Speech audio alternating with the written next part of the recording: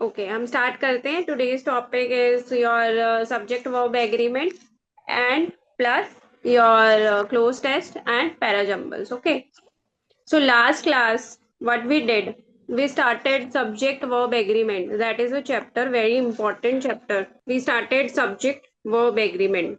मैंने आपको last class में बताया था कि हमारा जो सेंटेंस का स्ट्रक्चर होता है वो subject plus verb plus object, यही स्ट्रक्चर होता है। इसमें आप वर्ब में हेल्पिंग वर्ब, मेन वर्ब, यही आप यूज करते हो, यही हमारे सेंटेंस का स्ट्रक्चर होता है। एंड सब्जेक्ट का एग्रीमेंट जो है ना वर्ब के साथ होता है। लाइक अगर सब्जेक्ट हमारा सिंगुलर है तो वर्ब भी हमारी सिंगुलर होगी, और सब्जेक्ट हमारा प्लूरल है तो वर्ब भी हमारी प्लूरल होगी। जो फर्स्ट टाइम क्लास को अटेंड कर रहे हैं उनके लिए सिंगुलर वर्ब जो है ना, सिंगुलर वर्ब का मीनिंग क्या है और प्लूरल वर्ब का मीनिंग क्या है। प्लूरल, सो सिंगुलर वर्ब में आपको एक होती है सिंगुलर वर्ब, एक प्लूरल वर्ब। सिंगुलर वर्ब में जैसे आपको इज देखने को मिलेगी। प्लूरल वर्ब इज का हो जाएगा आर। सिंगुलर में वॉज होगा, यहाँ आपका वर हो जाएगा प्लूरल में। सिंगुलर में अगर हैज है तो आपका प्लूरल में हैव हो जाएगा।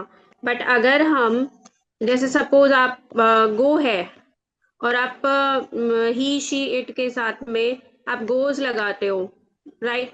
बट गोज जो है ना वो सिंगुलर वर्ब है। जब वर्ब के साथ में एस या ई एस लगता है तो वो सिंगुलर हो जाती है, और गो हमारी प्लूरल वर्ब है। ओके, जब हम वर्ब के साथ में एस या ई एस का यूज करते हैं तो वो हमारी सिंगुलर होती है, और जब हम उसको ई और ई एस और एस को रिमूव कर देते हैं तो वो वर्ब हमारी प्लूरल होती है। और यही बात मैंने लास्ट क्लास में बताई थी। इसका उल्टा नाउन के साथ होता है। सपोज मैंने बॉय लिखा है तो वो एक सिंगुलर नाउन है, और बॉयज लिखा है तो वो एक प्लूरल नाउन है। नाउन में अगर हम एस लगाते हैं तो वो प्लूरल हो जाता है। सब्जेक्ट का एग्रीमेंट ओनली वर्ब के साथ होता है, ऑब्जेक्ट से नहीं होता। ऑब्जेक्ट को हमें ऑब्जेक्ट के ऊपर कोई भी अफेक्ट नहीं पड़ता, whether it is singular verb whether it is plural verb. But subject के ऊपर पूरा इफेक्ट पड़ता है। वर्ब के ऊपर भी सब्जेक्ट का ही इफेक्ट पड़ता है। अगर सब्जेक्ट जो डूअर है अगर वो सिंगुलर है तो वर्ब भी सिंगुलर ही आएगी। अगर जो डूअर है सब्जेक्ट अगर आपका प्लूरल है, आपकी वर्ब भी प्लूरल ही आएगी। सो हम आज जो है सब्जेक्ट वर्ब एग्रीमेंट का थोड़ा सा पोर्शन और करेंगे, जिससे कि आपका subject verb agreement next class में आपका फिनिश हो जाएगा। और इससे बहुत सारे क्वेश्चंस आते हैं। ये बहुत इंपॉर्टेंट चैप्टर है। आपको एरर में भी, इससे एरर भी आपको देखने को मिलता है। एरर में भी आपको, सेंटेंस इम्प्रूवमेंट में भी, आपको क्लोज टेस्ट में भी ये बहुत हेल्प करेगा। क्योंकि जहाँ पे आप सब्जेक्ट और वर्ब, मेनली ग्रामर में ज्यादातर पोर्शन में ग्रामर में जो है यही पूछा जाता है कि सब्जेक्ट सिंगुलर है तो वर्ब सिंगुलर है या नहीं है, या उसी के अकॉर्डिंग ही ज्यादातर एरर आपको देखने को मिलेंगे। इसमें जो रूल्स है ना वो बहुत इंपॉर्टेंट है। सो हम आगे कंटिन्यू करते हैं। हमने लास्ट जो किया था, जो लास्ट रूल था, हमने बात की थी नाइदर और नोर की। नाइदर के साथ में हम नोर यूज करते हैं, और आइदर के साथ में हम और यूज करते हैं। नाइदर के साथ में हम नोर यूज करते हैं, और आइदर के साथ में हम और यूज करते हैं। जब हम इनको यूज करते हैं तो जो हमारा जो नियरेस्ट सब्जेक्ट होता है उसी के अकॉर्डिंग हमारी वर्ब होती है। मैंने एग्जाम्पल भी दिया था। Neither he nor his parents, nor his parents are coming. और जो आर आया है ना वो किसकी किसकी वजह से आया, ये जो प्लूरल वर्ब आई है, ये जो नियरेस्ट सब्जेक्ट है इसकी वजह से आई है। जो फादर है, मतलब जो दूर जो सब्जेक्ट है ना नाइदर, उसकी वजह से नहीं आई। सो ये जो है ना वो आपकी जो बिल्कुल जो नियरेस्ट सब्जेक्ट होगा उसके अकॉर्डिंग होगा, अगर आप नाइदर नॉर और आइदर और हाय। करते हैं तो। ये हमने लास्ट क्लास में फिनिश किया था। अभी हम आगे इसका टॉपिक कंटिन्यू करते हैं। सो अब हमारा जो नेक्स्ट रूल है वो नाइदर और आइदर से ही रिलेटेड है। सो हम अभी उसके बारे में बात करेंगे। फर्स्ट ऑफ ऑल मैं नाइदर के बारे में बात कर रही हूँ। नाइदर का मीनिंग क्या होता है? नाइदर का मीनिंग होता है not from the to.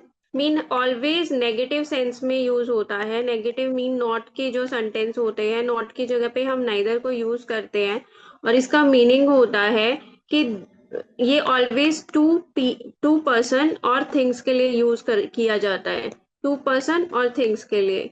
It means दो में से, फ्रॉम द टू हम एक भी कंसीडर नहीं करते।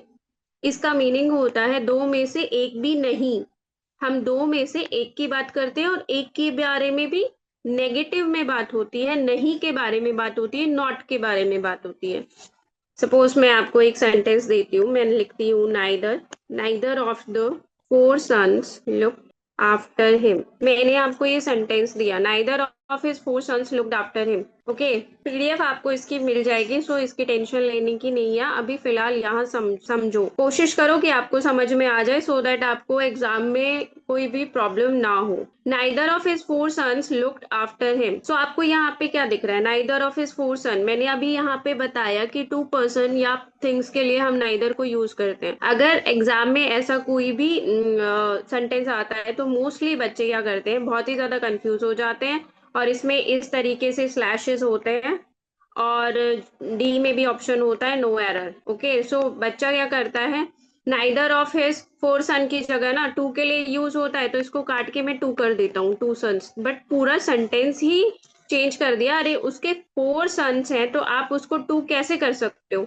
नहीं कर सकते हो। सो ये रोंग है बच्चे, इसको ना आप इस तरीके से ठीक करोगे, neither of his four sons looked after him नहीं आ सकता, बिकॉज नाइदर तब आता है जब टू पर्सन की बात हो और टू पर्सन्स और थिंग्स की बात होती है। तो अब हम क्या कर सकते हैं, जब दो से ज्यादा टू टू पर्सन और थिंग्स से ज्यादा बात होती है तो हम नाइदर यूज नहीं करते, नाइदर की जगह हम नन यूज करते हैं, नन। सो नाइदर कब यूज होता है, जब टू पर्सन के बारे में बात कर रखी है, और नन कब यूज होता है, जब मोर देन टू के बारे में बात कर रखी है, नेगेटिव मैनर में। ओके, नेगेटिव मैनर में फर्स्ट ऑफ ऑल जो कंडीशन होती है वो यही होती है कि नेगेटिव और नॉट से रिलेटेड बात होनी चाहिए, कि जैसे इस सेंटेंस में हो रहा था कि neither of his four sons, so none of his four sons, मतलब किसी ने भी उसको नहीं देखा, किसी ने भी उसकी केयर नहीं करी, तो नेगेटिव सेंस में जा रहा है सेंटेंस, तो नाइदर यूज होगा। बट अगर दो से ज्यादा टू पर्सन और थिंग से ज्यादा के बारे में बात कर रहे हैं तो हम नन यूज करेंगे, नाइदर यूज नहीं करेंगे। नाइदर जो है वो नेगेटिव टर्म है, नॉट के लिए यूज किया जाता है, जब यूज किया जाता है जब टू पर्सन और थिंग्स के बारे में बात करें। If we increase the number more than two, if we do more than two, then four, three, with three four, अगर आपको ऐसे नंबर दे रखा है सो आप उसके साथ में नन का यूज करेंगे, नाइदर का यूज नहीं करेंगे। ओके, इसी तरीके से I hope it is clear to you all. इसी तरीके से आइदर के बारे में बात करते हैं। आइदर, आइदर जो है, आइदर आइदर का मीनिंग होता है, आइदर ऑलवेज पॉजिटिव सेंस में यूज होता है, पॉजिटिव सेंस में। सेकेंड थिंग, आइदर का मीनिंग होता है one of the two, one from the two, one from two, mean हम दो में से एक के बारे में बात करेंगे, दो में से किसी एक के बारे में बात करेंगे, और पॉजिटिव ही सेंटेंस जाएगा, ऐसा कुछ नहीं है कि नेगेटिव जाएगा। इसमें पॉजिटिव नेगेटिव ऐसा इस आइदर वाले में हम देखना चाहें तो देख सकते हैं, अदरवाइज ऐसा इसमें कोई रूल नहीं है। बट आइदर जो होता है वन फ्रॉम द टू, इस बारे में बात करता है। सपोज मैं ऐसे लिखती हूँ आइदर, मैं आपको एक एग्जांपल दे देती हूँ, either of the twins, either of the twins will be made the trustee, something ऐसे मैं आपको कोई भी एग्जांपल दे देती हूँ। सो either of the twins, twins का मीनिंग तो टू हुआ ना, तो टू के बारे में बात हो रही है तो हम आइदर यूज करेंगे। और अगर हमारा मोर देन टू के बारे में, आइदर के केस में अगर मोर देन टू के बारे में बात हो रही है तो हम आइदर यूज नहीं करेंगे, मोर देन टू में हम वन यूज करेंगे, वन। जैसे example, suppose either of the, यहाँ पे मैं either of the three, suppose मैंने यहाँ पे लिखा होता either of the three will be the trustee, so either of the three नहीं आएगा, वन ऑफ द थ्री आ जाएगा, one of the three. Either use नहीं होगा with three, more than two के साथ में आइदर यूज नहीं होगा, मोर देन टू के साथ में नाइदर भी यूज नहीं होगा। नाइदर के केस में अगर मोर देन टू होता है तो हम नन यूज करते हैं, और अगर आइदर के केस में मोर देन टू आपको एग्जाम में देखने को मिलता है तो वहां आइदर यूज नहीं होगा, वहां वन यूज होगा, तो वो आपका एरर है आइदर में। Okay, I hope it is clear. एक और भी इसमें जो आता है आइदर और नाइदर के केस में, एक और एरर आता है आपके एग्जाम में, वो भी आपके एग्जाम पॉइंट ऑफ व्यू से बहुत इंपॉर्टेंट है। जैसे सपोज मैं लिखती हूँ आइदर स्टूडेंट वाज प्रेजेंट, और मैं लिखती हूँ either of the students was present. आपको ये मैं मेंशन नहीं कर रखा है कि जो है यहाँ पे स्टूडेंट्स, हम स्टूडेंट्स तब भी लगा सकते हैं जब दो हो। तो either of the students was present. अब जो फर्स्ट सेंटेंस है और सेकंड सेंटेंस है, बोथ आर करेक्ट, बिकॉज यहाँ जो स्टूडेंट है ना, वो नाउन है। ओके। और आइदर यहाँ पे नाउन की तरीके से यूज नहीं हो रहा, वो एक एडजेक्टिव की तरीके से यूज हो रहा है। सो आइदर जो है ना, वो स्टूडेंट जो है वो नाउन है और सिंगुलर नाउन है, तो सिंगुलर ही वर्ब आई है, वॉज। ओके। और जब हम सेकेंड सेंटेंस को देख रहे हैं, मैंने आपको फर्स्ट डे ही बताया था जब मैंने सब्जेक्ट वर्ब एग्रीमेंट पढ़ाया था कि प्रीपोजिशन के बाद जो भी आएगा ना, प्रीपोजिशन के बाद वो जो है ऑब्जेक्ट होगा। प्रीपोजिशन के बाद कुछ भी आता है वो ऑब्जेक्ट होता है, सब्जेक्ट नहीं होता। सो यहाँ पे ये हमारी प्रीपोजिशन है और इसके बाद जो स्टूडेंट्स आया वो इस सेंटेंस का ऑब्जेक्ट है। तो सब्जेक्ट क्या है, आइदर, और आइदर सिंगुलर होता है और इसको देख कर ही ये वर्ब यूज हुई है।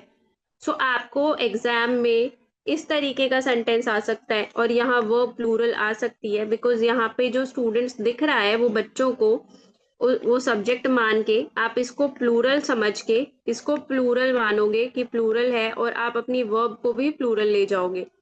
सो आपको वो सेंटेंस में नो एरर दिखेगा, बट एरर है उसमें बिकॉज यहाँ पे जो स्टूडेंट्स है ना, ये प्रीपोजिशन के बाद आया है। प्रीपोजिशन के बाद जो आता है वो ऑब्जेक्ट होता है, सब्जेक्ट नहीं होता। तो ये हमारा सब्जेक्ट नहीं है, सब्जेक्ट आइदर है, और आइदर और नाइदर दोनों ही सिंगुलर होते हैं। वर्ब भी ऑलवेज सिंगुलर ही आती है। ओके। फर्स्ट सेंटेंस में स्टूडेंट सिंगुलर है तो उसके अकॉर्डिंग वर्ब हमारी सिंगुलर आई है, बट सेकेंड सेंटेंस में आइदर को देख के हमने वर्ब को यूज किया है, दैट इज सिंगुलर। ओके। दो तरीके से एरर आते हैं, फर्स्ट ऑफ ऑल टू और मोर देन टू से related, second of all plural और सिंगुलर वर्ब से रिलेटेड। वर्ब हमेशा ही अगर ऑफ भी यूज हुआ है तो भी सिंगुलर ही रहेगी, और सीधे सेंटेंस विदाउट ऑफ आया है तो भी सिंगुलर ही रहेगी, विद आइदर और नाइदर, वो चेंज नहीं होगी। याद रखना, विद आइदर और आइदर ऑफ, आपको सेंटेंस में आइदर मिले या आइदर ऑफ मिले, दोनों के साथ में आप सिंगुलर वर्ब ही यूज करोगे। रीजन मैंने बता दिया है कि जो आइदर के साथ में जो नाउन आया है, वो नाउन सिंगुलर है प्लूरल है उस पर डिपेंड करेगा, और आइदर ऑफ में ऑलवेज आइदर के अकॉर्डिंग आएगा, तो आइदर ऑलवेज सिंगुलर होता है तो सिंगुलर वर्ब आएगी। अभी हम मूव करते हैं अगले में। देखो मैंने यहाँ पे यही आपको बताया है, neither of means not either of the two things और पीपल। नाइदर ऑफ का जो मीनिंग होता है, not either of the two things और पीपल, मीन दोनों में से एक भी नहीं। नाइदर ऑफ का मीनिंग दोनों में से एक भी नहीं, और नन ऑफ का मीनिंग होता है कि ग्रुप और ऑफ थिंग्स है, बहुत ग्रुप है थिंग्स का या पीपल का, उसमें से एक, नॉट वन ऑफ मीन उनमें से एक भी नहीं। ग्रुप की बात होगी, मोर देन टू की बात होगी तो नन यूज होगा, और टू की बात होगी या टू से कम की बात होगी तो नाइदर हम यूज कर सकते हैं। ठीक है।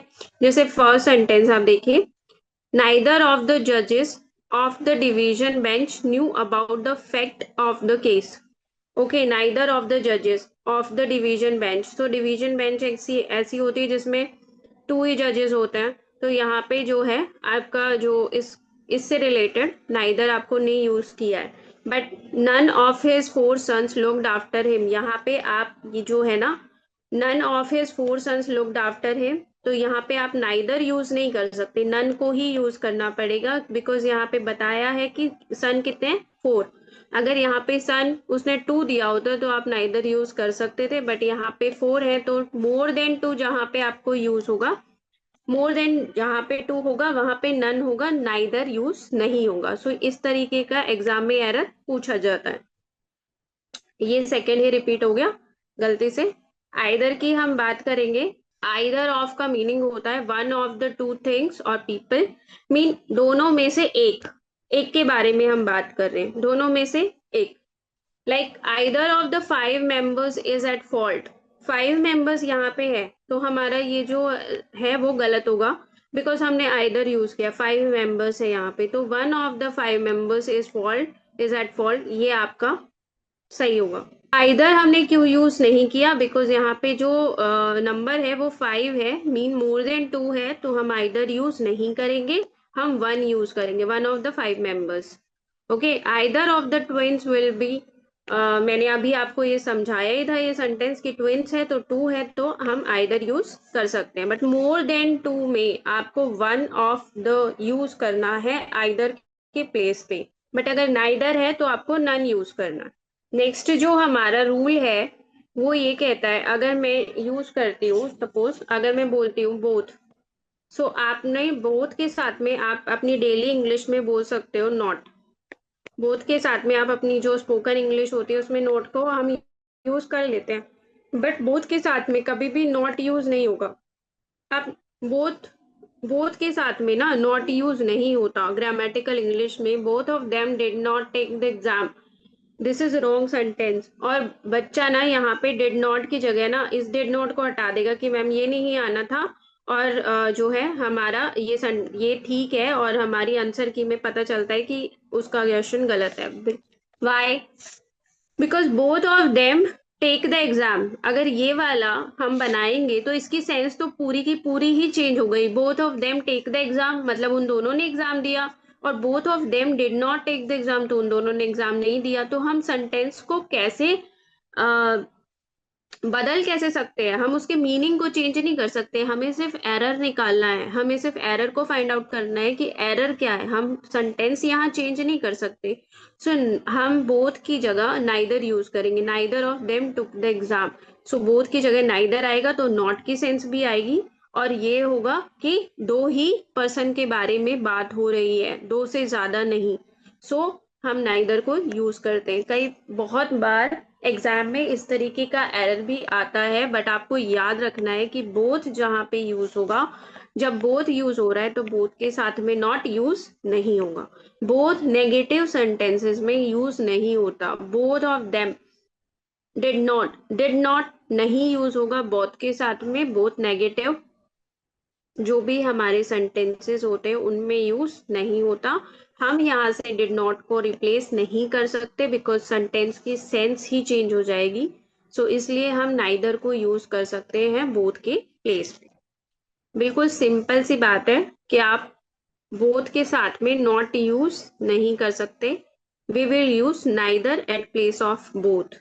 ओके, नाइदर से जो सेंटेंस है उसकी सेंस भी नेगेटिव में जाएगी, और जो है नॉट का अपने आप मीनिंग आ जाएगा। और जो देम उसके साथ नाइदर यूज होगा तो it means two, we are talking about 2 person और 2 थिंग्स। देखिए कुछ ऐसे नाउन होते हैं जो आपको, मैंने जब नाउन का चैप्टर पढ़ाया, हमने नाउन का चैप्टर किया तो मैंने आपको कुछ नाउन्स बताए। कुछ नाउन्स होते हैं, जैसे हमने इसके बारे में बात उस चैप्टर में भी की थी, और हमने दो नाउन्स को तो बहुत बार किया था, जैसे जैसे मैथमेटिक्स था और पॉलिटिक्स था। ठीक है, मैंने आपको बताया कुछ नाउन जो है ना वो प्लूरल फॉर्म में आपको दिखते हैं। प्लूरल फॉर्म में दिखने का मतलब उनके पीछे एस लगा होता है। आप सोचोगे कि वो प्लूरल है, बट वो प्लूरल नहीं होते, वो सिंगुलर होते हैं। सिंगुलर होते हैं, और अपने साथ वर्ब कैसे लेते हैं, वर्ब भी ऑलवेज सिंगुलर ही लेते हैं। सिंगुलर सिंगुलर वर्ब आएगी। ठीक है, जैसे मैंने आपको उस टाइम पे भी इसके एग्जाम्पल दिया था। सपोज मैं लिखती हूँ mathematics is a good subject, और वट एवर आप लिखना चाहो तो कोई भी हम सेंटेंस बताते हैं तो मैथमेटिक्स के साथ हमने यूज की थी सिंगुलर वर्ब।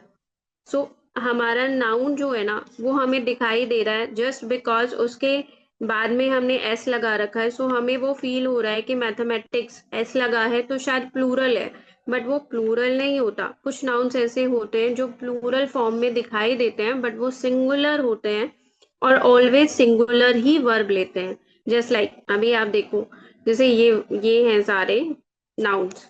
जैसे डिजीज के नेम होते हैं, मीजल्स होता है, मम्स होता है, रिकेट्स है, शिंगल्स है। अब रिकेट्स, सपोज मैं रिकेट्स है मैं लेती हूँ, रिकेट्स लिखती हूँ, तो रिकेट्स क्या है, एक ऐसी डिजीज होती है जो बच्चे होते हैं उनमें अगर बोन से रिलेटेड कोई भी डिजीज होती है, बोन से रिलेटेड, सपोज उनकी बोन्स बहुत वीक हो गई हैं तो रिकेट्स बोलते हैं उसको, ये आपने साइंस में भी पढ़ा होगा। सो अगर मैं यहाँ पे लिखती हूँ रिकेट्स, मैं एक एग्जांपल देती हूँ, मैं ऐसे लिखती हूँ rickets is a disease, rickets is a disease that affects bones of children, okay. तो रिकेट्स जो है ना वो नाउन है, और वो जो है आपको प्लूरल दिखाई दे रहा है just because of this S. आप सोचोगे कि ये एस है तो ये रिकेट्स जो है वो प्लूरल नाउन है तो प्लूरल वर्ब आएगी, बट नहीं, ये सिंगुलर सिंगुलर नाउन है। सिंगुलर नाउन है और सिंगुलर ही वर्ब कैरी करता है, इसलिए एग्जाम फेवरेट हैं ये कुछ जो भी आपके नाउन्स हैं, ये कुछ एग्जाम फेवरेट्स हैं, क्योंकि बहुत बार ऐसा होता है, जैसे फिजिक्स है आपका, इकोनॉमिक्स है, फिजिक्स है, इकोनॉमिक्स है, सिविक्स है, इनके पीछे, सबके पीछे ये अपने पीछे एस कैरी कर रहे हैं, बट एस की वजह से आप इसको जो है ना वो प्लूरल नहीं बोल सकते, ये प्लूरल फॉर्म में आपको विजिबल होते हैं, दिख रहे हैं, बट सिंगुलर इन मीनिंग है ये, प्लूरल फॉर्म ये कैरी कर रहे हैं, एस लगा हुआ है सबके पीछे, बट ये सिंगुलर है और इसीलिए always take singular verb, okay. Like United States है, वेस्ट इंडीज है, ये सभी सिंगुलर मीनिंग के हैं। मैंने आपको एग्जाम्पल पहले नाउन के चैप्टर में भी दिया था, just like mathematics is an interesting subject, is क्यों यूज हुआ है, क्योंकि मैथमेटिक्स सिंगुलर फॉर्म में है, सिंगुलर मैथ सब्जेक्ट के बारे में बात कर रहा है, तो आपका सिंगुलर वर्ब आ रही है। Politics is not my cup of T, is because politics जो है वो सिंगुलर है और सिंगुलर ही वर्ब कैरी कर रहा है, ठीक है। ये कुछ नाउन है, अब ध्यान से देखो, नेम ऑफ द डिजीजेस में जैसे measles, mumps, ricket, shingles. Name of games में जैसे बिलियार्ड्स है, डार्ट्स है, ड्रॉट्स है। नेम ऑफ कंट्रीज में यूनाइटेड स्टेट्स है, वेस्ट इंडीज है। नेम ऑफ बुक्स में अरेबियन नाइट्स है, थ्री मुस्टेकर्स है। Name of subjects physics, economics, civics, statistics, politics, linguistic. यहाँ से बहुत बार आता है क्वेश्चन, ठीक है।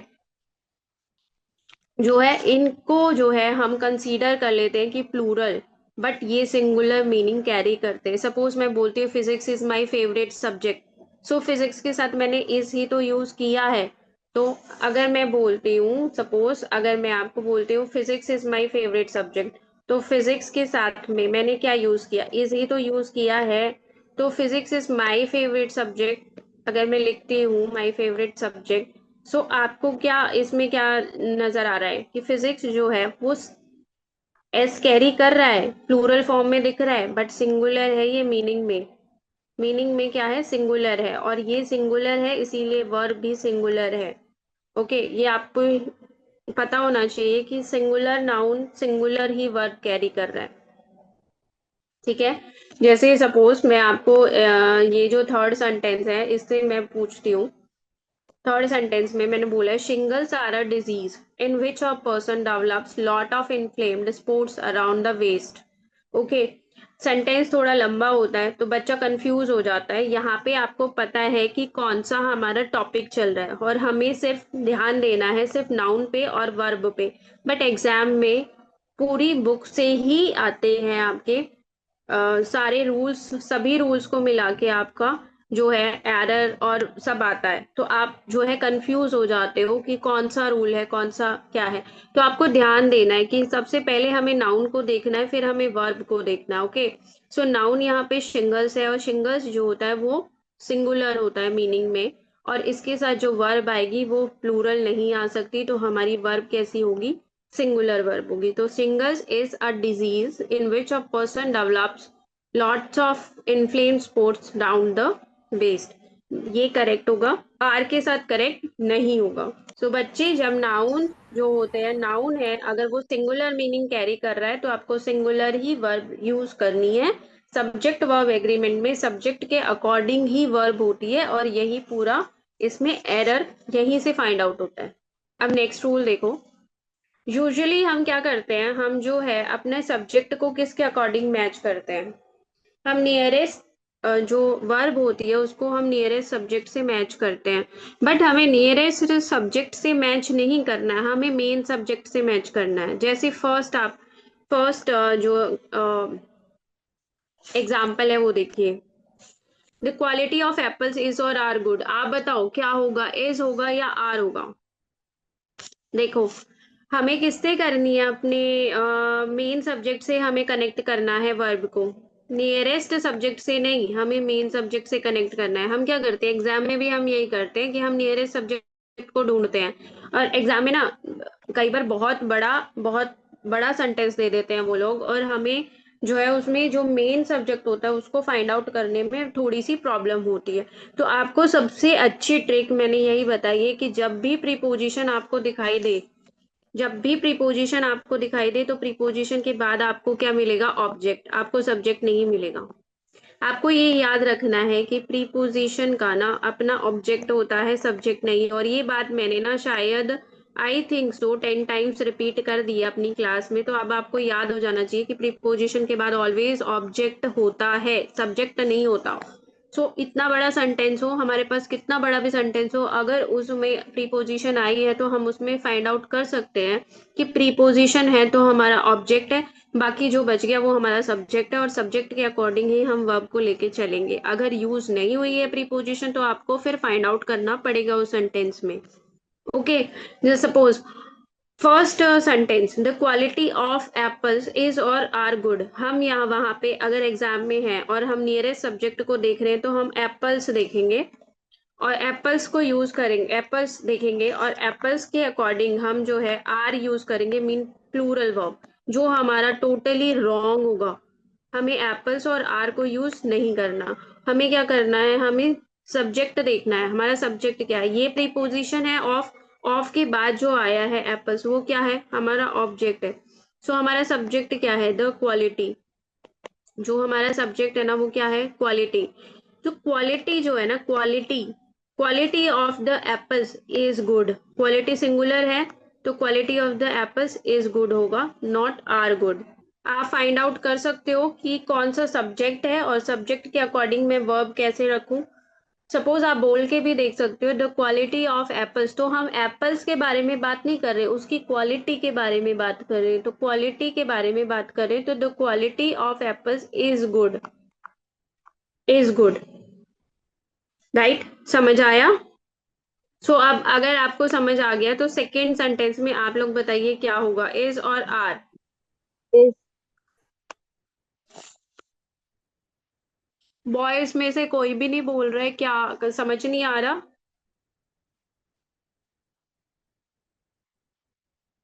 ही एंड नॉट हिज पेरेंट्स, आप बताओ आर गिल्टी और इज गिल्टी?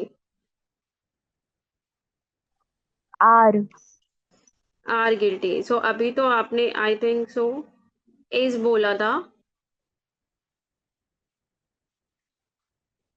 ओके, सभी एग्री कर रहे हैं इसमें आर आएगा? Yes, no ma'am. ma'am, I think it is okay, देखो अभी ना इस सेंटेंस में आपको पढ़ना पड़ेगा, he and not his parents. He and not his parents mean वो और उसके मम्मी पापा नहीं। He and not his parents mean वो बट उसके मम्मी पापा नहीं, मतलब उसके पेरेंट्स नहीं। इज गिल्टी, कौन गिल्टी है, ही गिल्टी है। ओके, आर नहीं। He and not his parents is और आर गिल्टी। ही गिल्टी है, उसके पेरेंट्स गिल्टी नहीं है। तो हमारा जो मेन सब्जेक्ट है वो ही है, ही नॉट हिज पेरेंट्स। वो, ना कि उसके पेरेंट्स गिल्टी हैं, उसके पेरेंट्स गिल्टी नहीं है, ही गिल्टी है यहाँ पे। तो ही गिल्टी है तो ही के साथ हम इज यूज करेंगे, आर यूज नहीं करेंगे। यही हमें पहचानना है कि हमारा सब्जेक्ट कौन सा है, मेन सब्जेक्ट कौन सा है। सो इन द लास्ट सेंटेंस आपको पढ़ना है, आपको देखना है, आपको उसकी सेंस समझनी है। ही इज गिल्टी, उसके पेरेंट्स नहीं है गिल्टी, वो गिल्टी है। तो वो हमारे जो सेंटेंस है उसका मेन सब्जेक्ट कौन हुआ, ही। ही जो है वो हमारा मेन सब्जेक्ट हुआ। ओके, आई होप क्लियर है ये आपको।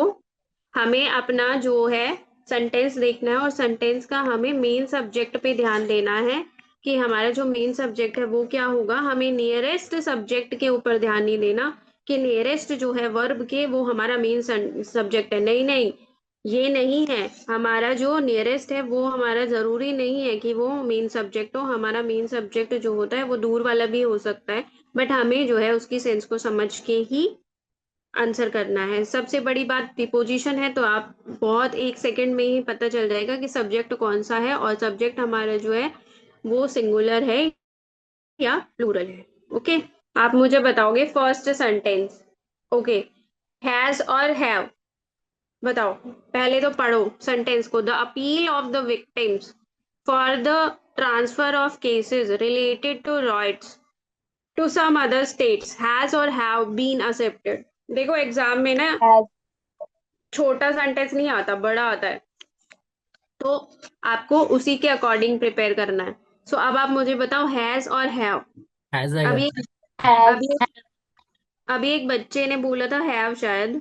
देखो ये जो सेंटेंस है इसमें आप बहुत इजीली पता कर सकते हो चाहे कितना भी बड़ा सेंटेंस है, बट यहाँ पे मुझे प्रीपोजिशन दिखाई दे रही है। सो अपील जो है ना वो मेरा सब्जेक्ट है।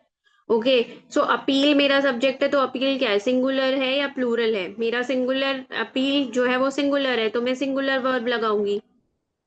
सो सिंपल, मैं यहाँ तक पहुंचूंगी ही नहीं, प्लूरल पे मैं जाऊंगी ही नहीं।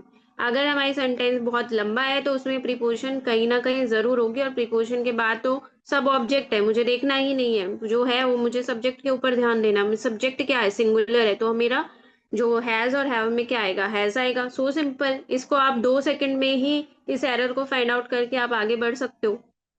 2 सेकंड भी नहीं लगेगी पेपर में, अगर आपने इस बात को ध्यान रखा कि प्रीपोजिशन अगर है तो आगे जो है वो मेरा ऑब्जेक्ट है, मुझे पीछे में ध्यान देना है कि सब्जेक्ट है या ऑब्जेक्ट है, और सब्जेक्ट मेरा कैसा है, सिंगुलर और plural. Just like second sentence, अब आप लोग कर सकते हो शायद सेकेंड सेंटेंस को। आप बताओ क्या एरर किस में है, ABCD। C, सो एरर क्या है, हैव आएगा हैज आएगा, आप लोग बताओ। has आएगा C, हैज आएगा, बिल्कुल। बिकॉज हमें किस बात पे ध्यान देना है, दिस इज माई प्रीपोजिशन, इसके बाद जो है वो मेरा ऑब्जेक्ट है। सो द इंट्रोडक्शन, इंट्रोडक्शन क्या है, मेरा सब्जेक्ट है और इंट्रोडक्शन कैसा है, सिंगुलर है, तो मैं हैज लगाऊंगी ना। The introduction of tea coffee and such other beverages has not been without some effect. जिस बच्चे का ध्यान नहीं होगा, जो बच्चा सब्जेक्ट वर्ब एग्रीमेंट में इस चीज को ध्यान नहीं देगा, वो क्या करेगा, वो यहाँ इस बेवरेजेस को ना, एंड सच अदर बेवरेजेस, ये बेवरेजेस देख के ना सोचेगा कि ये बेवरेजेस है तो प्लूरल है। बहुत सारी बेवरेजेस के बारे में बात कर रखी है उसने, टी के बारे में, कॉफी के बारे में। सो बेवरेजेस प्लूरल है तो मेरी वर्ब तो प्लूरल है, सो नो एरर होगा। बट ऐसा नहीं है बच्चे, जो मेन सब्जेक्ट है ना वो इंट्रोडक्शन है, the introduction of tea coffee and, उसने टी के बारे में, कॉफी के बारे में और दूसरी बेवरेजेस के बारे में नहीं, उसके इंट्रोडक्शन के बारे में बात की है, तो इंट्रोडक्शन जो है ना वो मेरा मेन सब्जेक्ट हुआ। सो मेन सब्जेक्ट के अकॉर्डिंग ही मैं वर्ब को लेके चलूंगी। अगर मैंने वर्ब जो है वो नियरेस्ट सब्जेक्ट से मैच की ना, तो मेरा पूरा ही क्वेश्चन गलत हो जाएगा। और ये क्लोज टेस्ट में बहुत ज्यादा होता है। क्लोज टेस्ट में जब हम क्लोज टेस्ट को फिल करने लगते हैं तो हमारा माइंड एकदम से ऐसे काम करता है कि हम जो है नियरेस्ट सब्जेक्ट को ढूंढते हैं। नियरेस्ट सब्जेक्ट नहीं, आप जहाँ पे आपका फुल स्टॉप लगा उसके बाद जब आपने स्टार्ट किया उसको, पूरी लाइन को आपको रीड आउट करना, और आपको देखना है प्रीपोजिशन है तो उससे पहले जो है वो मेरा सब्जेक्ट है, उसके अकॉर्डिंग मेरी वर्ब आएगी, उससे पहले और बाद में नहीं आएगी। क्लियर है? अब इन आई थिंक इन सेंटेंसेस में आपको कोई प्रॉब्लम नहीं होगी। आई होप कि आप 2 से 4 सेकंड में इस सेंटेंस को जैसा एरर है वैसा आप करेंगे और जस्ट आगे आप अपने एग्जाम में मूव करेंगे। अगले पार्ट पे चलते हैं। अब हमने कलेक्टिव नाउन के बारे में, आई थिंक नाउन के टॉपिक में भी मैंने आपको बताया था, कलेक्टिव नाउन के बारे में हमने बात की थी। मैंने आपको बोला था कलेक्टिव नाउन क्या होता है। जब हम कलेक्टिव नाउन में, collection mean collective noun group को बोलते हैं, चाहे वो ग्रुप ऑफ पीपल हो, ग्रुप ऑफ एनिमल्स हो, ग्रुप ऑफ थिंग्स हो। सो कोई भी ग्रुप बन जाता है ना, उस ग्रुप को हम कलेक्टिव नाउन बोलते हैं। सपोज मैंने बोला था फ्लॉक ऑफ बर्ड्स, बर्ड्स के लिए हम फ्लॉक यूज करते हैं, फ्लॉक ऑफ बर्ड्स। तो बर्ड्स का क्या है, फ्लॉक है, तो फ्लॉक मीन्स उनका एक झुंड है। पूरा जो बर्ड्स हैं वो बहुत सारे हैं, लेकिन हम उनको इकट्ठा करके क्या बोल रहे हैं, उसको फ्लॉक बोल रहे हैं। ठीक है, तो collective noun always take singular verb. Why? Flock of birds है, बर्ड्स बहुत सारे हैं, ठीक है, बट फ्लॉक तो एक ही है ना हमारे पास। हमने उस इकट्ठा ग्रुप को ही तो फ्लॉक बोला है, और फ्लॉक तो सिंगुलर है मेरा, तो सिंगुलर ही वर्ब कैरी करेगा। ठीक है, बट इसमें भी कुछ एक्सेप्शंस हैं, जैसे मैंने आपको जब नाउन का चैप्टर पढ़ाया था तभी बहुत बार बताया था ये चीज कि कमेटी है, जूरी है, ये जो कमेटी है, जूरी है, टीम है, ऑडियंस है, इनको हम जब भी यूज करते हैं ना, तो ये डिपेंड करता है, इन वर्ड्स को जब हम यूज करते हैं तो डिपेंड करता है सेंटेंस के ऊपर कि हमारी जो वर्ब है वो सिंगुलर आएगी या प्लूरल आएगी। इनके साथ में दोनों हो सकती है, सिंगुलर भी आ सकती है और प्लूरल भी आ सकती है। ऐसा क्यों? क्योंकि मैंने आपको बताया भी था, और मैं अभी फिर से रिपीट भी कर रही हूँ। जो जैसे कमेटी है, जूरी है, टीम है, इनमें क्या होता है जब इकट्ठा, मीन जब इन सबका ओपिनियन सेम होता है सेंटेंस में, और इकट्ठे की बात होती है, मतलब एक ही यूनिट को हम कंसीडर करते हैं, committee is considered as one unit, तो हम सिंगुलर वर्ब लगाते हैं। बट कमेटी के मेंबर्स के बारे में अलग अलग बात की जाती है, उनका डिसीजन अलग अलग होता है, या उनके बीच में डिवीजन की बात होती है, तो हम प्लूरल वर्ब यूज करते हैं। ठीक है, पहले आप फर्स्ट सेंटेंस देखिए, उसके बाद हम कमेटी और इनके बारे में एक बार फिर से डिस्कस करेंगे। The herd of cows, cows का हर्ड, हर्ड मतलब झुंड होता है जिसमें बहुत सारी काउस हैं। हर्ड ऑफ काउस इज और are grazing in the field. देखो मैंने आपको बताया था कि कैटल जो है ना वो प्लूरल होता है, कैटल का कैटल से नहीं बनता, बट काउ का काउस बन सकता है। ठीक है, ऑफ का, इसका उसको देख के आप आर लगाने की कोशिश करोगे, बट हर्ड के अकॉर्डिंग वर्ब जाएगी सिंगुलर, बिकॉज हर्ड एक ही है, हर्ड मतलब उनका एक झुंड है। सो उस झुंड में कितनी भी काउज है हमें उससे कोई मतलब नहीं है, हर्ड एक ही है। सो हम जो है सिंगुलर वर्ब यूज करेंगे, प्लूरल वर्ब यूज नहीं करेंगे। ठीक है, सेकेंड सेंटेंस देखिए। द कमिटी हैज और have unanimously taken it's decision, it's और देयर डिसीजन। देखो कमेटी जो है ना वो यहाँ पे अपना डिसीजन यूनानिमसली मीन्स इकट्ठा एक साथ एकजुट होकर उन्होंने डिसीजन लिया है। एक ही डिसीजन है उनका सबका, सबका अलग अलग डिसीजन नहीं है। सो मीन हम यहाँ पे एक कमेटी की बात कर रहे हैं, और कमेटी को एज अ यूनिट, एक यूनिट हम कंसीडर कर रहे हैं। सो हम सिंगुलर ही वर्ब लगाएंगे, और सिंगुलर ही पोजेसिव प्रोनाउन यूज होगा, देयर यूज नहीं होगा, बिकॉज कमेटी को हमने जस्ट वन यूनिट माना है, और वन यूनिट मान के ही हम सिंगुलर वर्ब यूज कर रहे हैं। वाई? क्योंकि सेंटेंस हमें कह रहा है the committee has unanimously, mean उन्होंने इकट्ठा होके अपना डिसीजन ले लिया है। कमेटी मतलब एक। बट अगर हम डिवीजन के बारे में बात करते हैं, कमेटी सपोज डिवाइड हो गई है, कमेटी के मेंबर्स के बारे में बात करते हैं, तो हम प्लूरल वर्ब यूज करते हैं। सपोज देखो, अगर हम डिवीजन के बारे में बात कर रहे हैं तो हम प्लूरल वर्ब यूज करेंगे। सपोज देखो, द जूरी आर डिवाइडेड, और इज और आर डिवाइडेड इन इट्स और देयर ओपिनियन। यहाँ डिवीजन जो वर्ड आया है ना, इट मीन्स जूरी में जितने भी लोग हैं, सपोज उसमें 4-5 मेंबर्स जितने भी हैं, इनमें से दो का डिसीजन पॉजिटिव है, इनका डिसीजन नेगेटिव है सपोज, तो जो मेंबर्स है ना इनका अलग अलग डिसीजन है, तो ये डिवाइड है अपने डिसीजन को लेकर। तो हम जो है इस जो पर्टिकुलर मूवमेंट है, इस पर्टिकुलर सेंटेंस में हम जूरी को यहाँ पे सिंगल यूनिट कंसीडर नहीं कर रहे, इसलिए हम प्लूरल ही वर्ब यूज करते हैं, और प्लूरल ही जो पोजेसिव प्रोनाउन होता है वो भी प्लूरल यूज होगा, इज और इट्स यूज नहीं होगा।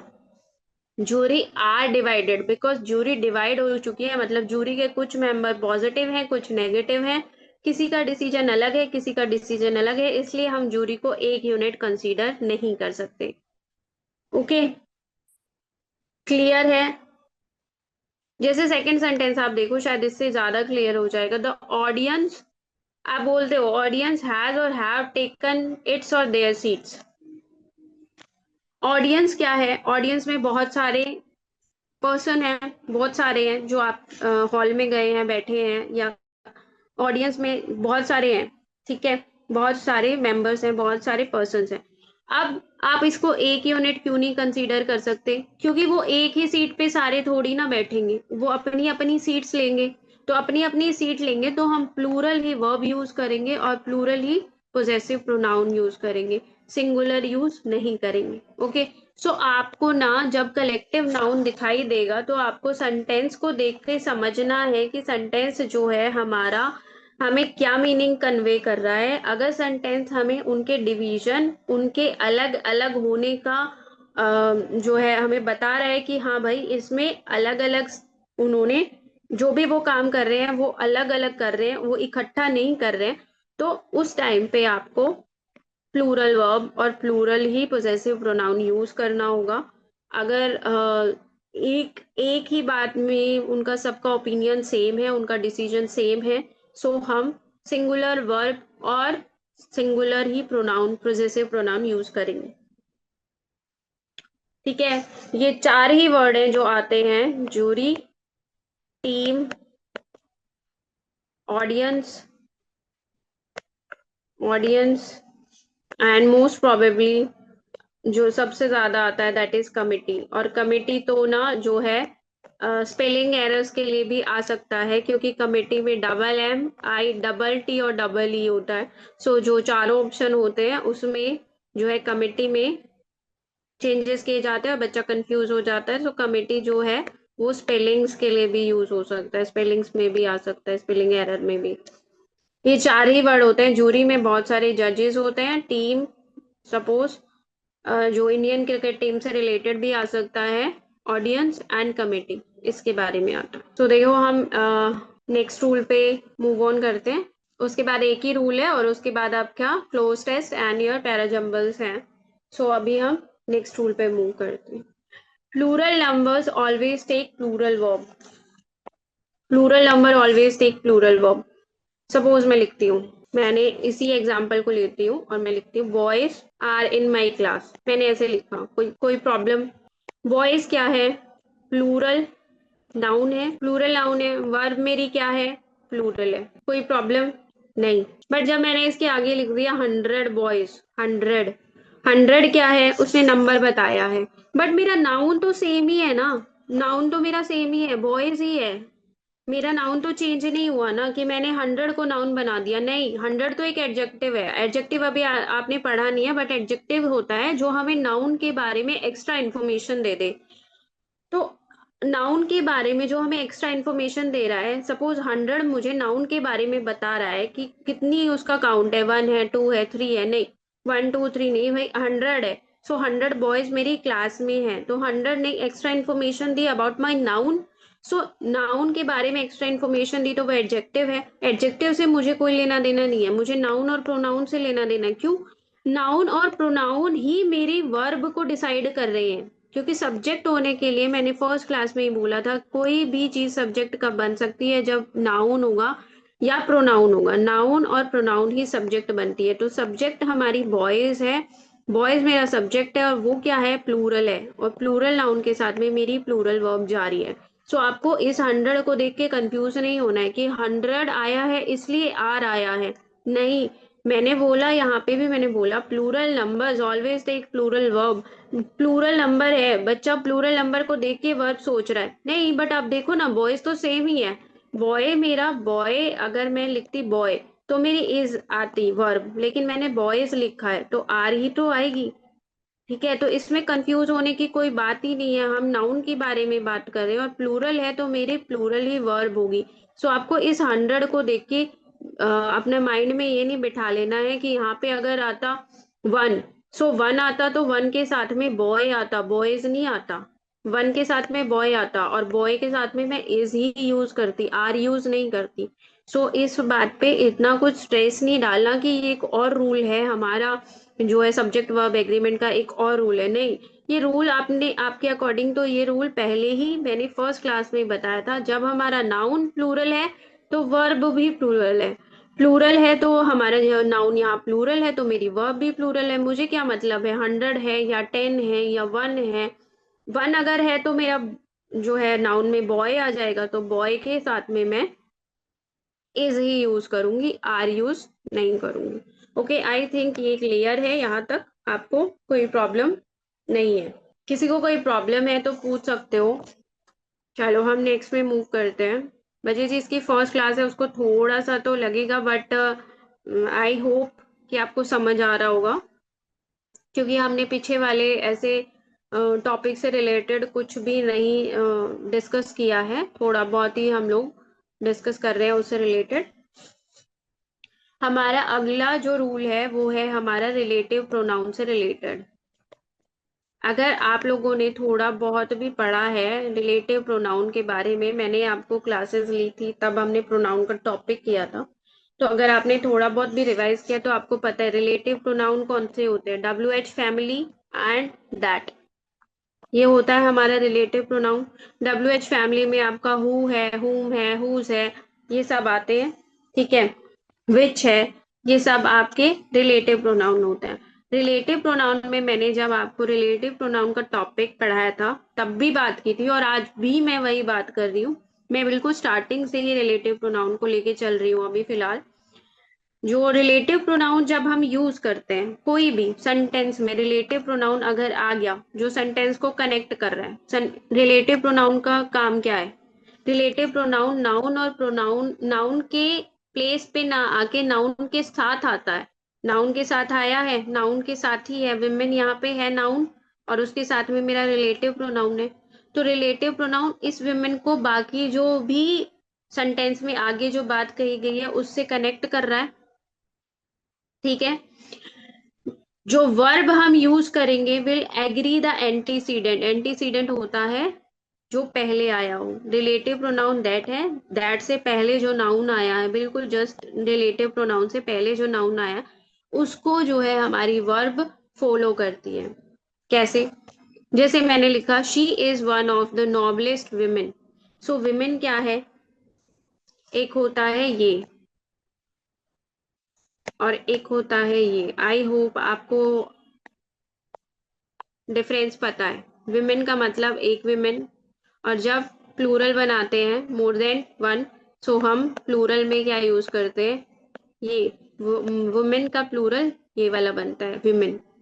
ठीक है, सो विमेन जो है ना ये प्लूरल है, तो मेरी वर्ब क्या जाएगी? प्लूरल जाएगी। ठीक है, मेरी वर्ब सिंगुलर नहीं जाएगी। आपको जिस भी सेंटेंस में रिलेटिव प्रोनाउन नजर आता है उसमें आपको रिलेटिव प्रोनाउन को देखना है। रिलेटिव प्रोनाउन से पहले वाले जो भी आपका नाउन है उसको देखना है, उसी के अकॉर्डिंग, इस नाउन के अकॉर्डिंग आपको जो वर्ब है ना वो इस नाउन के अकॉर्डिंग यूज करनी है, और आपको इससे ज्यादा इसमें कोई कोई एरर नहीं मिलेगा। ओके, जिस सेंटेंस में रिलेटिव प्रोनाउन होता है उस सेंटेंस में सिर्फ यही एरर ज्यादातर देखने को मिलता है, इससे ज्यादा एरर नहीं आएगा। कि जो रिलेटिव प्रोनाउन है उससे पहले आपको देखना है जो नाउन, ये नाउन है, और इसी के अकॉर्डिंग मेरी वर्ब जाएगी इस जो रिलेटिव प्रोनाउन से जस्ट पहले होगा।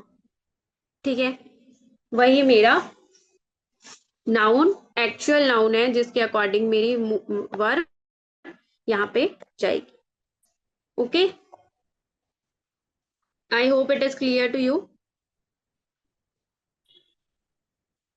कोई प्रॉब्लम है किसी को?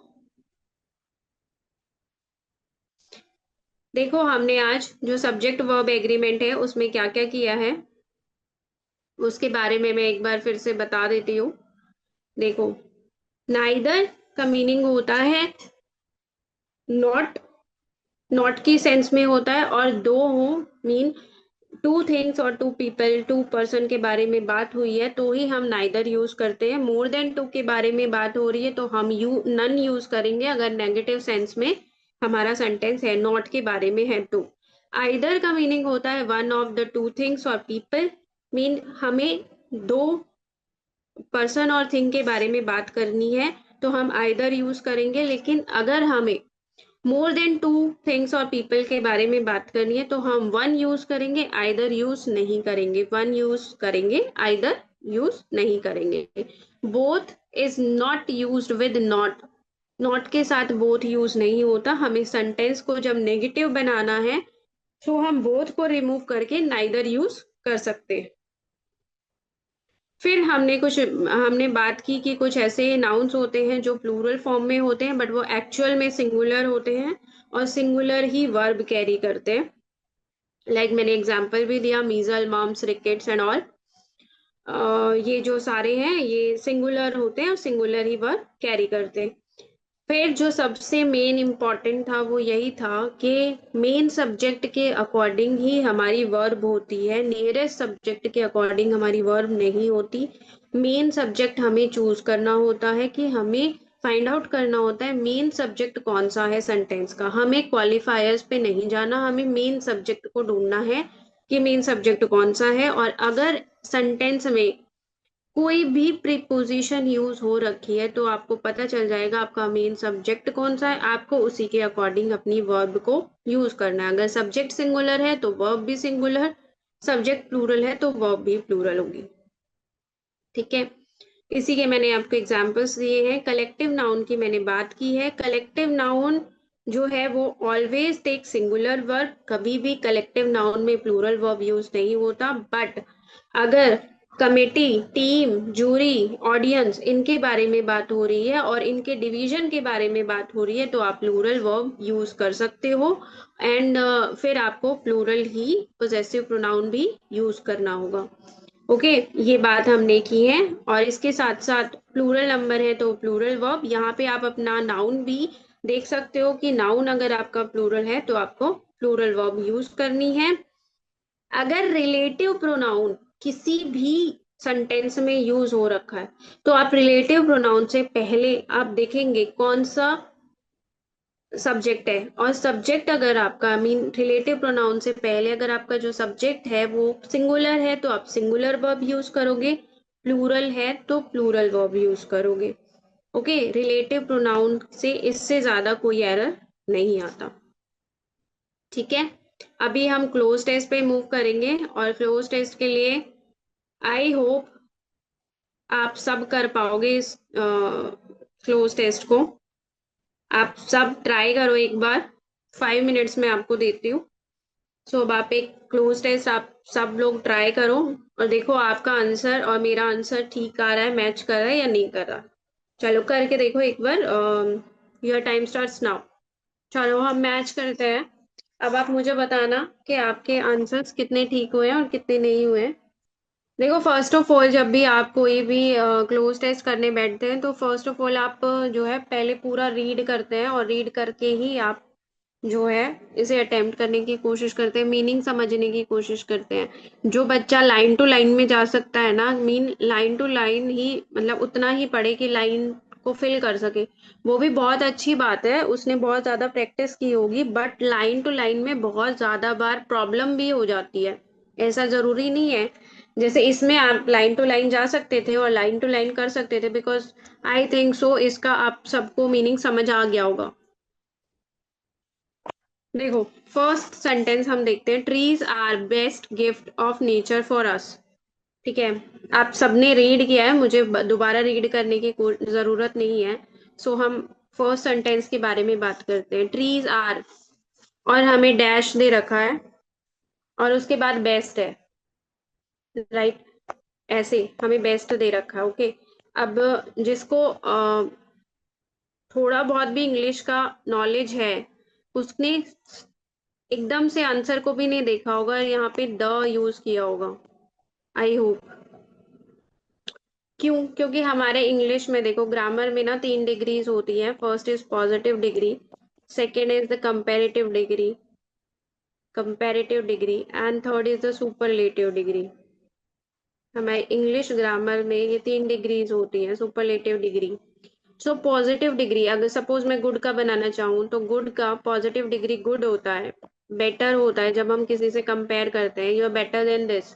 एंड बेस्ट होता है जब हम बहुतों में से सेलेक्ट करते हैं, he is the best student of my class, मैं बोलती हूँ। सो बेस्ट जो है ना, मैं students of, he is the best student of my class, class में दो से ज्यादा ही बच्चे होंगे। सो मैं बहुतों में से किसी एक को सेलेक्ट कर रही हूँ तो मैं सुपरलेटिव का यूज करती हूँ और सुपरलेटिव के साथ में ऑलवेज द आर्टिकल आता है। सुपरलेटिव से पहले ऑलवेज द आर्टिकल आता है, आपने बोला भी होगा, जैसे द बेस्ट, ही, मैं बोलती हूँ he is the best student of my class, so the best, the superlative के साथ ऑलवेज आर्टिकल द आता है। सो इसमें जो फर्स्ट है उसमें आपका नो आर्टिकल भी नहीं होगा, ए भी नहीं आ सकता, एन भी नहीं, सुपरलेटिव के साथ ओनली द आर्टिकल आता है। दे make the environment beautiful and clean, mean trees के बारे में बात हो रही है यहाँ पे, और they make the environment beautiful and clean. Okay, water and sunlight are very important to helping trees grow. Human beings get food from trees, human beings को ट्री से फूड मिल रहा है। Trees also give us wood and shade, हमें wood और shade दे रहे हैं। Houses, chairs and toys dash from wood we receive from trees. Okay, trees हमें वुड और शेड दे रहे हैं, हाउसेस, चेयर्स और टॉयज जो हमें वुड से मिल रहा है वो हमें वी रिसीव फ्रॉम ट्रीज, वो भी हम ट्रीज से ही मिल रहा है हमें। देखो, अगर हम सेंटेंस को पैसिव बनाएंगे तो वॉज के साथ मेक नहीं आ सकता, थर्ड फॉर्म आती तो ये भी नहीं होगा। विल के साथ मेड फर्स्ट फॉर्म आती है, विल के साथ हमारी सेकंड थर्ड फॉर्म नहीं आती। हैड के साथ हमारी थर्ड फॉर्म आएगी, ये भी नहीं आ सकता, तो आर के साथ हमें मेड बनाना पड़ेगा। ठीक है, आर और मेड पैसिव में गया सेंटेंस, वर्ब की थर्ड फॉर्म यूज हुई है, इज एम आर के साथ वर्ब थर्ड फॉर्म यूज होती है, तो आर मेड। यहाँ तक क्लियर है? Are made. ये तो पता होगा ना कि मेक की थ्री फॉर्म्स में मेक, मेड, मेड होता है। सो मेक के साथ में वॉज आएगा क्या? नहीं, हम आईएनजी के साथ वॉज यूज करते हैं। विल के साथ मेड यूज हो सकता है, विल के साथ फर्स्ट फॉर्म यूज होती है, दैट इज मेक, नहीं होगा। हैड के साथ मेक यूज नहीं होता, थर्ड फॉर्म यूज होती है, मेड। अगर यहाँ पे हैड मेड होता तो हम वो भी कर सकते थे, बट यहाँ पे नहीं है तो हम यूज नहीं करेंगे। सो हमें क्या दिखाई दे रहा है? Are made. आर हमारा इज एम आर के साथ हम वर्ब थर्ड फॉर्म यूज करके सेंटेंस को पैसिव बना रहे हैं। ठीक है, हाउसेज, चेयर और toys are made from wood we receive from trees. Okay, next slide देखिए। Trees can be called the best friends of mankind, mean जो मैनकाइंड है उसका बेस्ट फ्रेंड कौन है? ट्रीज है। Many animals get their food from leaves, vegetables and fruit grown dash trees. बहुत सारे animals हैं उनको फूड मिलता है लीव से, वेजिटेबल्स, और जो फ्रूट्स होते हैं वो उनका जो है फूड होता है जो ट्रीज पे होता है। सो ट्रीज का फूड तो नहीं होता ना, ऑफ नहीं यूज हो सकता। ओके, ट्रीज के ऊपर ही तो ग्रो करती हैं, आपके लीव्स हैं, वेजिटेबल्स हैं या फ्रूट्स हैं, वो ट्रीज के लिए थोड़ी ना ग्रो करते, फोर नहीं, आउट भी नहीं हो सकता। ठीक है, सो ऑन होगा। सो आपको ऑप्शन से एलिमिनेट करना आना चाहिए कि ऑप्शन से हम किस तरीके से एलिमिनेट कर सकते हैं, सो दैट हमारा कौन सा ऑप्शन सही है। They also live in the shadows of tree, वो रहते भी हैं, एनिमल्स के बारे में बात हो रही है कि वो ट्रीज की जो शैडो होती है उसमें रहते हैं। We dash cutting trees to save nature, हम क्या कर रहे हैं? ट्रीज को काट रहे हैं। ठीक है, can stop, have stop, should stop, may stop. अगर वर्ब देखोगे तो मॉडल के साथ में कैन, कुड, कैन है, कुड है, माइट है, कैन है, कुड है, विल है, इनके साथ में always first form of the verb use होती है, थर्ड फॉर्म यूज नहीं होती। सो हमारा ये भी ऑप्शन चला जाता है। हैव के साथ थर्ड फॉर्म यूज होती है, लेकिन यहाँ फर्स्ट फॉर्म दे रखी है, वो भी खत्म हो जाता है। मे के साथ यहाँ थर्ड फॉर्म दे रखी है, वो भी खत्म हो जाता है। शुड के साथ यहाँ पे फर्स्ट फॉर्म दे रखी है, तो हमें ये यूज करना है। ठीक है, they also live in shadow of tree, we should stop cutting, we should stop. Okay, we should के साथ में कौन सी वर्ब आती है? शुड स्टॉप, मतलब first form of the verb आएगी शुड। कोई भी मॉडल होता है, can, may, might, will, should, उन सब के साथ में first form of the verb ही आती है, तो हमारी फर्स्ट फॉर्म यहाँ पे आई है। Okay, children and adults need to plant more trees and teach each other to stop causing harm to dash। ठीक है, हम किस चीज को हार्म पहुंचा रहे हैं? चिल्ड्रन और अडल्ट्स को ज्यादा से ज्यादा ट्रीज लगाने चाहिए एंड टीच करना चाहिए एक दूसरे को to stop causing harm to. हम किस चीज को, अगर हम ट्रीज को कट कर रहे हैं, किस चीज को हार्म पहुंचा रहे हैं? ऑब्वियस है नेचर को। लेकिन नेचरिंग आ सकता है क्या? नहीं आ सकता। नेचर होगा, नर्चर का मीन होता है बढ़ावा देना, ये भी नहीं आ सकता, तो नेचर ही आएगा, नेचुरल भी नहीं आएगा। So to stop causing harm to nature, one tree can save many lives. So यहाँ पे नेचर। आई होप ये सबका मोर देन जो पहले हुए उनसे ज्यादा ये वाला ठीक हुआ होगा, क्योंकि इसका मीनिंग आपको समझ आ रहा है। जो ऐसा जो क्लोज टेस्ट होता है जिसका मीनिंग आप समझ सकते हो, वो इजीली सॉल्व हो जाता है। और बहुत बार ऐसा हो जाता है कि कोई क्लोज टेस्ट ऐसा आ जाता है जिसमें मीनिंग समझ नहीं आ रहा, या फिर जिरंड उसमें यूज हो रहा है, आईएनजी फॉर्म में यूज हो रहा है, वहां हमें थोड़ी सी प्रॉब्लम हो सकती है। इसका मीनिंग आई होप कि सबको समझ आया होगा, और आई होप ये तुम सबका ठीक भी होगा। ओके। आपको बस इस तरीके से ध्यान देना है कि अगर आप पैसिव बना रहे हो किसी भी सेंटेंस को, अगर आप पैसिव बना रहे हो तो उसके साथ थर्ड फॉर्म आ रही है, तो आपको देखना है कि थर्ड फॉर्म किसके साथ आ रही है, इज एम आर के साथ आ रही है, वॉज के साथ आ रही है, किस तरीके से आ रही है, तो आप उसमें यूज करो। ठीक है। और आपके जो चारों ऑप्शन होते हैं ना, ऐसा जरूरी नहीं है कि हर एक में ही थर्ड फॉर्म यूज हो। जैसे इसमें फर्स्ट फॉर्म यूज थी, लेकिन आपको ये भी तो देखना था ना वॉज के साथ में फर्स्ट फॉर्म आ सकती है या नहीं। आई होप ये क्लियर है। सो हम नेक्स्ट में मूव करते हैं, पैराजम्बल्स हैं। सो अब आप मुझे बताइए फर्स्ट का answer. A, first second third और फोर्थ में से आप आंसर बताएंगे कौन सा होगा? Ma'am option third. Option third. Okay. देखो, फर्स्ट ए आप रीड करोगे, but she has no idea and aunt and uncle are waiting for her. Okay. B, B है, the strange child is the story of a young girl who believes she is the only one on the planet. Her parents simply vanished into thin air one day. She travels the world in search of Nevada because she aspired to reside in the Mojave Desert. Okay. अभी देखो, आ- आप जब भी close sorry पैराजम्बस जब आप कर रहे हो, एबीसीडी आप कर रहे हो, आप देखो कि पेयर कहाँ बन रहा है। फर्स्ट ऑफ ऑल आपको पेयर देखना है। ठीक है। अगर मैं सपोज ए से स्टार्ट करूं तो बट शी, यहाँ से जो है ना, मुझे, मैं बट से स्टार्ट ही नहीं कर सकती किसी चीज को। क्या आप बट से किसी भी सेंटेंस को बना सकते हो, पैराग्राफ को बना सकते हो? नहीं बना सकते। सो ए से स्टार्ट ही नहीं हो रहा, और ए किसी ऑप्शन में भी नहीं दे रखा, तो मेरा यहीं खत्म हो जाता है। अब बी मेरा तीन ऑप्शन में है, मैं बी से स्टार्ट करने की कोशिश करती हूँ। The strange child is the story of a young girl who believes she is the only one on the planet. हो सकता है मैं स्टार्ट कर सकती हूँ बी से, बिकॉज ये एक अलग ही बारे में बता रहा है कि द स्ट्रेंज चाइल्ड एक स्टोरी है एक यंग गर्ल की जो बिलीव करती है कि वही प्लैनेट पे है, only girl on the planet. Okay. उसके बाद her parent simply vanished into thin air one day. Her parents simply vanished mean, यहाँ पे किसी फैक्ट के बारे में बात की जा रही है कि वो जो स्ट्रेंज चाइल्ड है, वो एक स्टोरी है यंग गर्ल की, वो सोचती है कि वही है ओनली प्लैनेट पे। वो ऐसा क्यों सोचती है? क्योंकि उसके पेरेंट्स वैनिश्ड मतलब गायब हो जाना, इनटू थिन एयर मीन उसके पेरेंट्स जो हैं एक दिन गायब हो गए। ठीक है। तो मतलब वो क्यों सोचती है वही प्लेनेट पे है, तो ये एक फैक्ट है और उसका आंसर यहाँ है। सो बी के बाद हमारा सी ऑप्शन में आएगा। यहाँ ये पेयर बन रहा है तो हमें ये देखना है, बी के बाद सी मेरा यहाँ पे भी है और यहाँ पे भी है, बाकी दोनों में है नहीं। ठीक है। तो बी के बाद सी में जो है फोर्थ को अगर मैं कंसीडर करूं, तो मैं यहाँ देखो, शी ट्रेवल्स द वर्ल्ड, क्या मैं शी से स्टार्ट कर सकती हूँ इसको? नहीं। शी कौन, मुझे क्या पता ये शी किसके लिए, किस नाउन के लिए यूज हुआ है मेरा सी? अगर मैंने पहले नाउन को बताया है, उसके बाद मैं उस नाउन को डिफाइन करने के लिए शी यूज कर रही हूँ, देन इट्स ओके।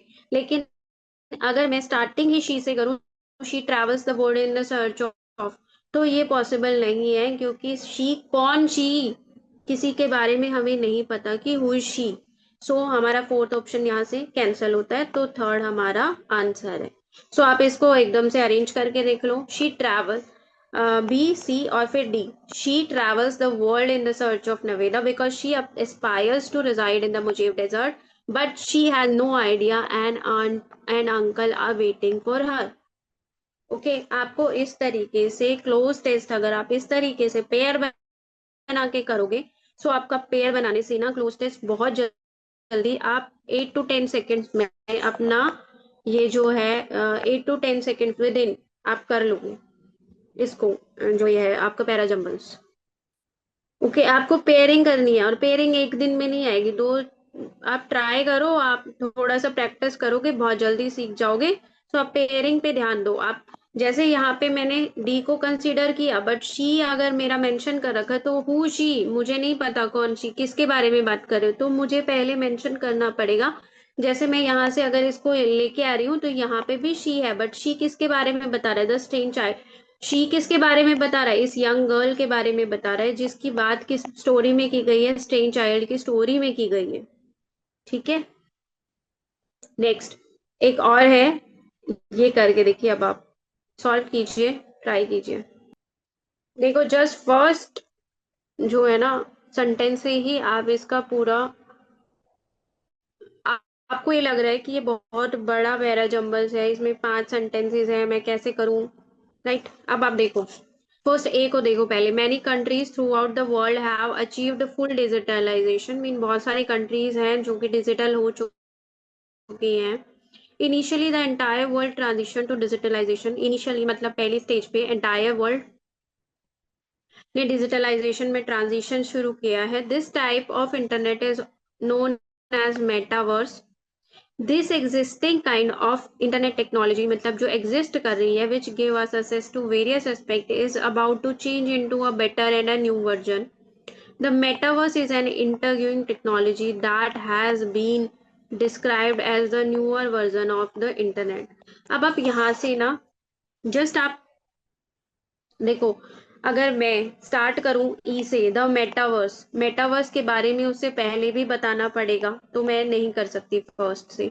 बी से अगर मैं स्टार्ट करूं, initially the entire world transition to digitalization, ठीक हो सकता है, बट आप ये देखो इसमें क्या बोला है, this existing kind of internet technology, मतलब ये जो एग्जिस्ट कर रही है इंटरनेट टेक्नोलॉजी, मतलब आज के टाइम पे ये जो इंटरनेट टेक्नोलॉजी चल रही है, इसने हमें बहुत सारे वेरियस एस्पेक्ट से जो है असेस हम इसकी वजह से कर पा रहे हैं, is about to change into better and new version. और इस टाइप के इंटरनेट वर्जन को ही हमने क्या बोला है, इंटरनेट बोला है।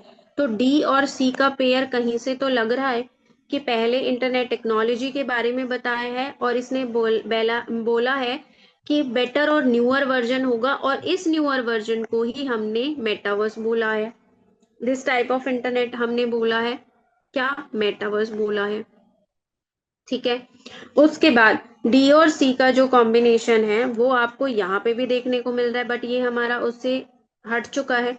तो हमारा डी और सी का कॉम्बिनेशन फोर्थ में है, हम आंख बंद करके भी फोर्थ लगा सकते हैं, बट फिर भी आप देखो ई का कॉम्बिनेशन भी देखो, the metaverse is an interviewing technology that has been described as a newer version of the internet, means D C के बाद ई ही आएगा। अब देखो this existing kind of internet technology आज के टाइम में जो है उसका वो चेंज हुई है बेटर वर्जन में, और इसको हमने क्या बोला है, मेटावर्स। और ये जो मेटावर्स है ना वो ऐसी टेक्नोलॉजी है जो कि newer version of the internet जिसको हम बोल रहे हैं। तो डी के बाद सी आएगा और सी के बाद ई आएगा, और वो इसी में ही है। सो आप इस तरीके से अपने पैराजम्बल्स को पेयर बना के सॉल्व कर सकते हैं। ओके, इससे आपको पूरा भी रीड करने की जरूरत नहीं पड़ेगी। आज की क्लास में अगर आपको कोई भी डाउट है आप पूछ सकते हो, आप नेक्स्ट क्लास में पूछना चाहो नेक्स्ट में भी पूछ सकते हो। नेक्स्ट क्लास में हम अपना सब्जेक्ट वर्ब एग्रीमेंट जो है वो खत्म कर देंगे। सो नेक्स्ट क्लास में आपका सब्जेक्ट वर्ब एग्रीमेंट कंप्लीट हो जाएगा।